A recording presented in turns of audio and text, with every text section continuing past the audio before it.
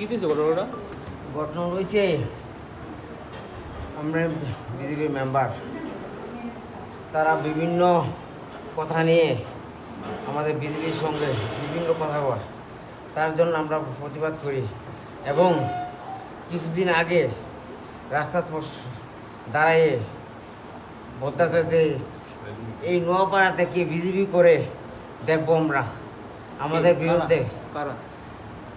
কাশিম মিয়ার ছেলে ডাকনাম কুডু, কাগজপত্রের রফিক, খালপাড়ের কাশিম মিয়ার ছেলে জসিমউদ্দিন, তারা দুইজনে আমার রাস্তার ভিতরে গাড়ি নিয়ে আমি বাড়ি যেতেছি, রেল ব্রিজের তলে হঠাৎ করে আমার সামনে দেয় গাড়ি একটা পাতালি করে দিয়ে দুজন আমাকে টেনে হেসছে নামে প্রচণ্ডভাবে মারধর করে মোটা লাঠি দিয়ে।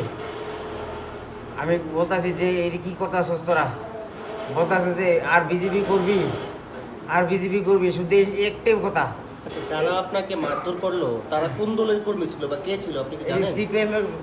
সিপিএমের কর্মী, এবং আমাদের মোবাইলে অনেক ফুটেজ আছে।